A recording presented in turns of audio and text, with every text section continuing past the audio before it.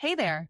Today, we're using the Ionic Design Kit to build a user profile screen, making app development faster and easier for designers and developers alike. On the left side, we've got coding in action, using snippets from the official Ionic documentation. In the center, you'll see the layout taking shape, thanks to the Ionic Design Kit. And on the right, a phone emulator is ready to show how everything works in real time. Need more time? Pause the video anytime to take a closer look. The Ionic Design Kit is built on the foundation of the Ionic framework components. What does that mean for you? For designers, it's all about simplicity. You get a range of pre-made elements that you can just pick and place. No need to start from scratch every time. And for developers, no complex coding. Everything is sourced directly from the Ionic framework, so integrating these components into your project is smooth and efficient.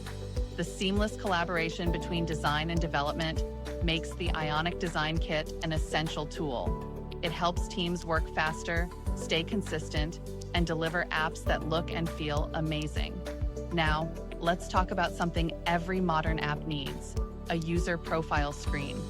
This screen isn't just a feature, it's the hub where users can view and manage their account info. A well-designed profile screen enhances the overall experience, keeping users engaged and building trust.